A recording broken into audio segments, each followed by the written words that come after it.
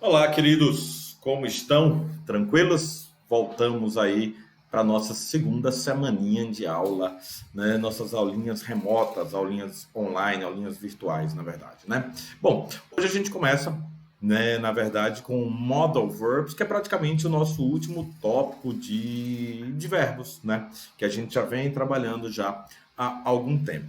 É importante a gente falar de modal verbs por um motivo simples. Praticamente todo texto da língua inglesa você vai se deparar com pelo menos um modal verb, né? Basicamente é isso. Praticamente todo texto a gente vai se deparar com algum modal verb, porque eles são verbos muito utilizados, muito frequentes na língua inglesa.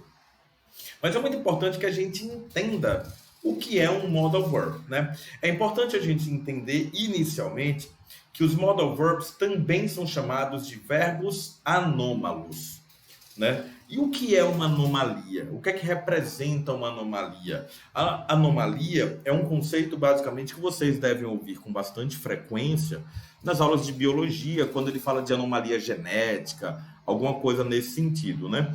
E essa anomalia é exatamente aquilo que está fora de um padrão, né? Então, as anomalias é aquilo que não se encaixa num padrão. Quando a gente fala de modal verbs, a gente está falando então de verbos que estão fora de um padrão, né? A gente já conversou anteriormente quando eu falei para vocês dos conceitos de verbos fortes e verbos fracos. O que é que seriam verbos fortes e o que é que seriam verbos fracos? Basicamente, verbos fortes são aqueles verbos que não necessitam de auxiliares. Eles não precisam de um verbo auxiliar para ir para a negativa ou para ir para a interrogativa. O caso do verbo modal, ele é, sim, um verbo forte. Ele é um verbo que não necessita de verbos auxiliares. Ele mesmo vai para a sua, né, negação e para a sua interrogação. A gente vai dar uma passada aqui pelas características dos verbos modais, que é uma coisa interessante, mas eu vou citando cada uma delas aqui e lendo com vocês, que vocês estão visualizando aqui nessa tela, né? Então vejam, como é que eles vão ser utilizados? Primeiramente, a gente precisa entender que o verbo modal ele não tem um formato infinitivo com o to. Nós não utilizamos nem o to, nem antes nem depois dos verbos modais. Obrigatoriamente, eles serão seguidos por outro verbo, certo? Então, esse outro verbo que vai seguir o verbo modal, a gente não vai ter um to entre eles. Se eu falo aqui, ó, she can play the violin, significa dizer necessariamente, certo? Que eu não tenho to nem antes e nem o depois. Simples assim. Tá? Então veja, um outro ponto que é importante é que eles não são flexionados. O que é que significa dizer isso? Quando ele está na terceira pessoa do singular, he, she ou it, a gente não coloca o szinho como a gente faz no simple present, por exemplo. Eles vão estar sempre do mesmo jeito, né? É importante a gente pensar também que quando a gente quiser colocá-los na negativa, a gente acrescenta o not. Quando a gente quiser colocar na interrogativa, a gente coloca eles antes dessas orações, antes do sujeito, como uma oração interrogativa funciona normalmente, né? Basicamente, nós temos essas situações. E nós não vamos utilizar um modal antes do outro. O modal vai estar sempre em locução verbal com um outro verbo, mas nesse caso, nesse outro verbo não pode ser um verbo modal. Nesse outro caso será um verbo fraco, como nós já falamos anteriormente. Mas vejam, é importantíssimo que a gente não foque em traduções. Por quê? Porque vejam, ó, se você pega, por exemplo, o can, ele pode significar uma série de coisas, tá? Ele vai ter um sentido, ele vai ter sentidos diferentes, uma série de sentidos. O que não significa dizer que ele vai ter uma série de traduções. Primeiramente, é importante a gente pensar que o can ele é uma palavra polissêmica. O que é que significa dizer que ele é uma palavra polissêmica? Ele tem mais de um sentido. Então, nós podemos falar do can como um verbo, né, que é o que a gente vai falar aqui agora, mas o can ele também representa um substantivo.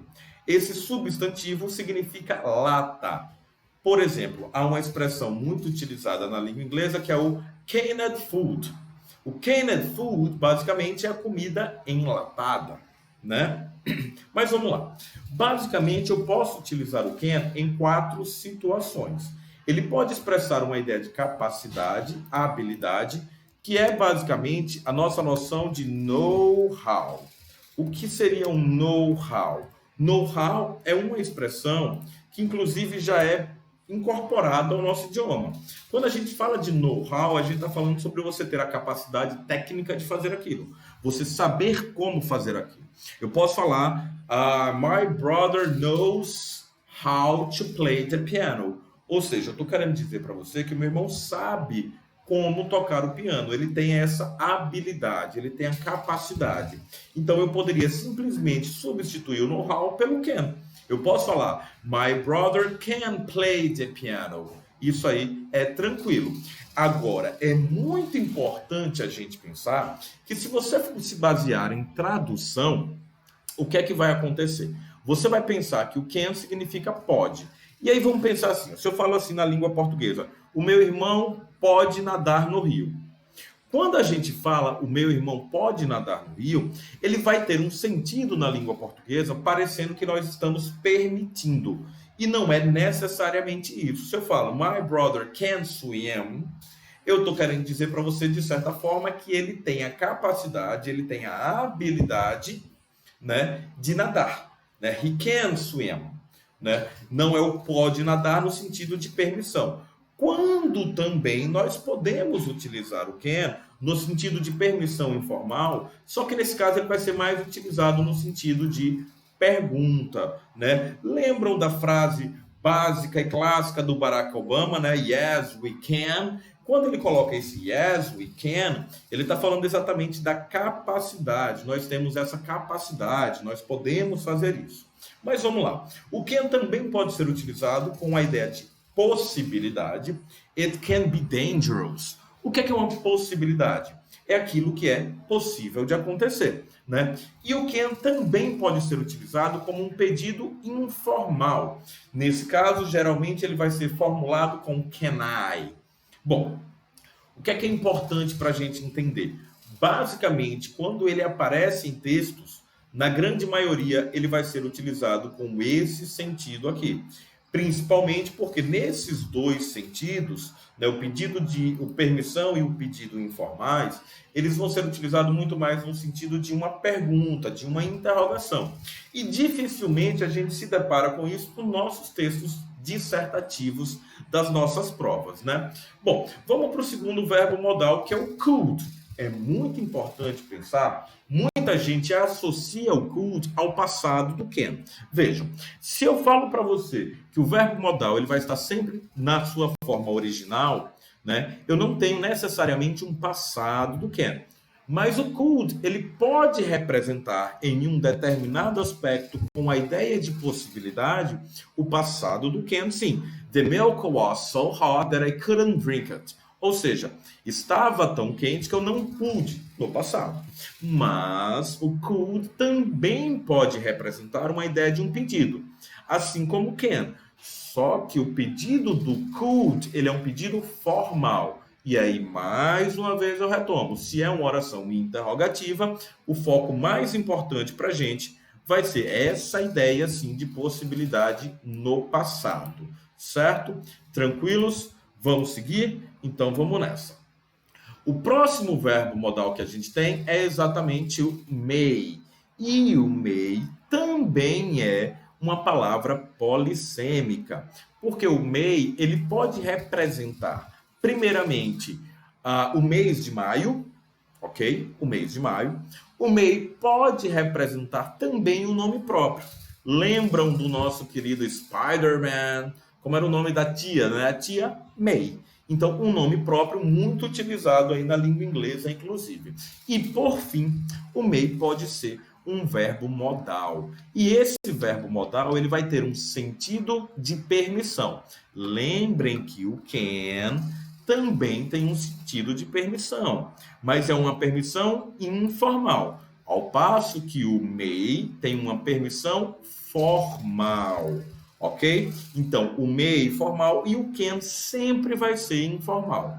Agora, a maior utilidade do may é quando ele também quer expressar uma ideia de possibilidade, ok? Mas vejam só, professor, nós temos possibilidade com o can, nós temos possibilidade com o could, que já é uma possibilidade no passado, nós temos também uma possibilidade com o may, e agora nós temos também uma possibilidade com o might.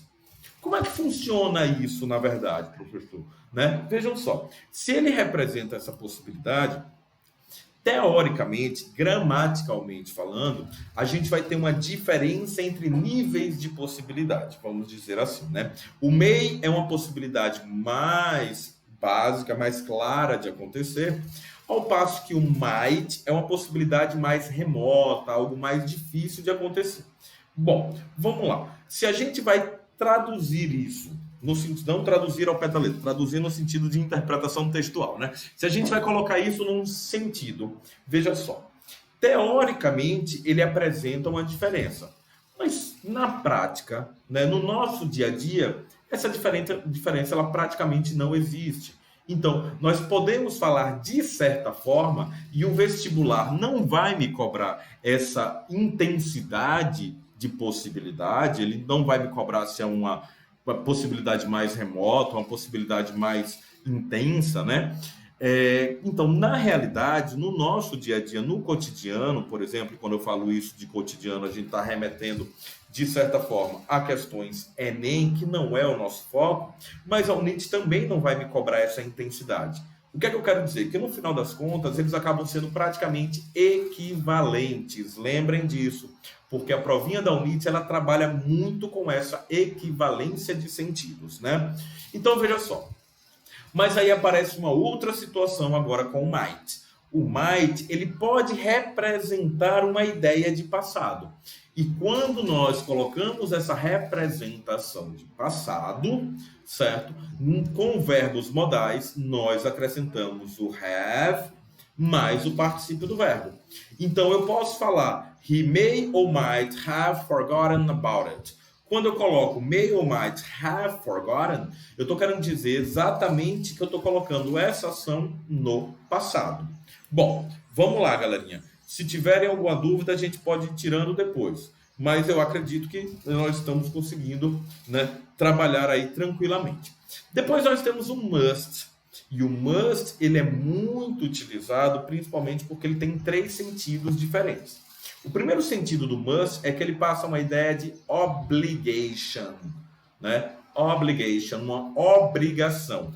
É quando você tem uma necessidade muito enfática, né? Percebam que a obrigação, ela demonstra uma ênfase maior do que uma necessidade. E isso altera a nossa interpretação, certo?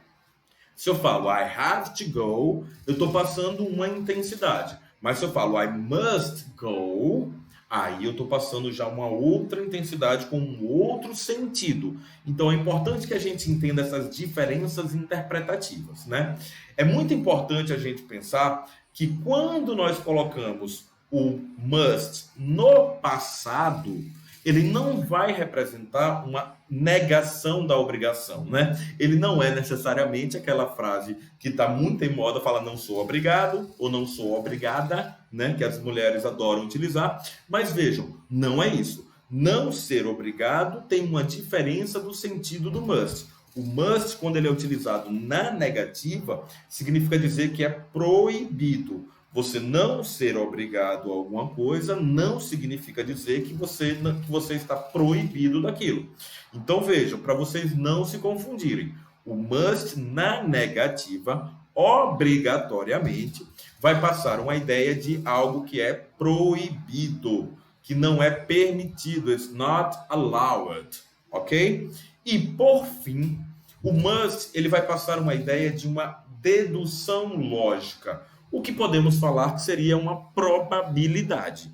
E aí, vejam, existe também uma diferença de sentido entre probabilidade e possibilidade.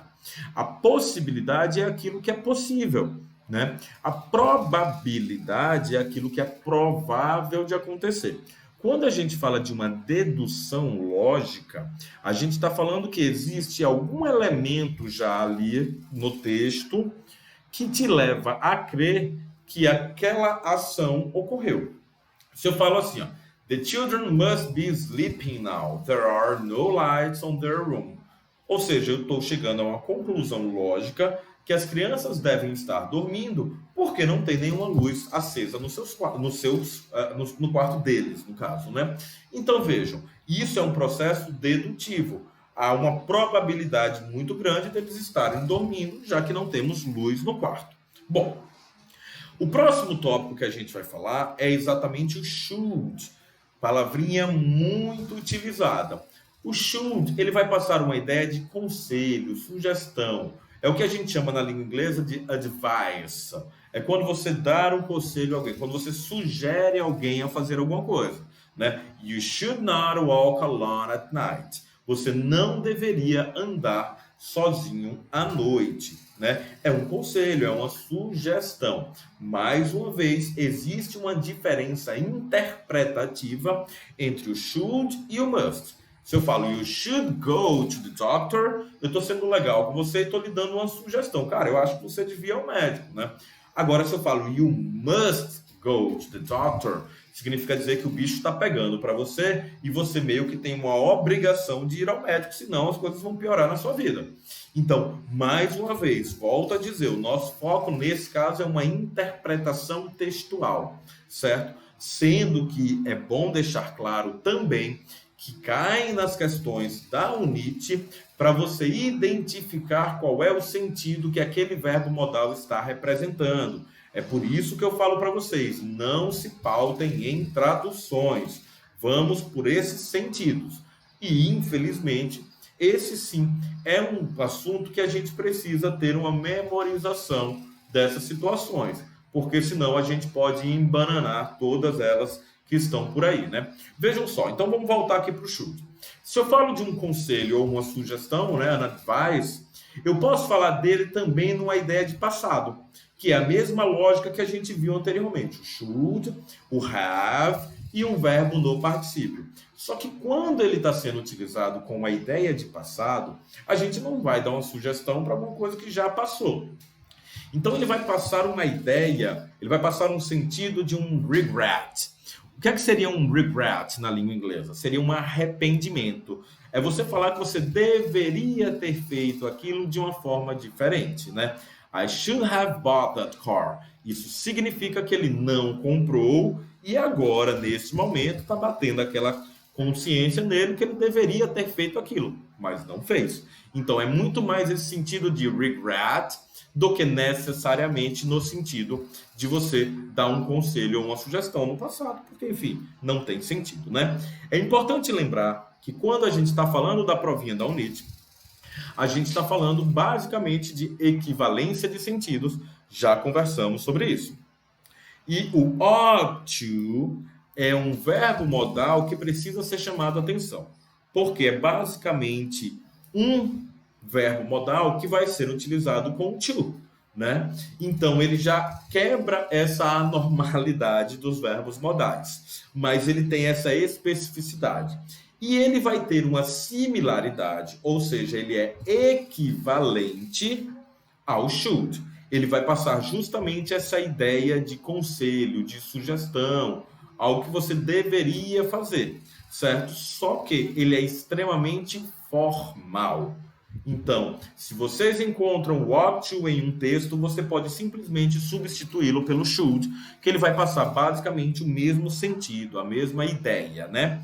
Temos dois outros verbos modais que muitos de vocês não imaginariam que eles seriam verbos modais, que é exatamente o shall, tá? Talvez alguns não conheçam, mas o mais conhecido de todos é o nosso will, que são verbos modais que representam, de fato, ações futuras. Então, veja, quando a gente utiliza o will para falar de futuro, a gente não está necessariamente utilizando um verbo auxiliar. A gente está utilizando um verbo modal. Um verbo modal que vai ser utilizado para expressar essa ideia de futuro. Já o shall, ele vai ser utilizado praticamente com I e com we, certo? E ele vai ser utilizado no sentido de você fazer perguntas, certo? Ou quando você está oferecendo alguma coisa para alguém. Muito formal também e muito pouco utilizado. Mas, enfim, pode ser que apareça. É muito difícil porque ele aparece muito mais em diálogos, mas está aqui para vocês terem esse conhecimento, né? Basicamente, nós estamos chegando já perto dos últimos verbos modais e agora nós temos o would. É muito importante pensar que o would ele vai representar um outro tempo verbal. Assim como o will representa um tempo verbal, que é o futuro, o would ele vai representar para a gente o que seria um futuro do pretérito.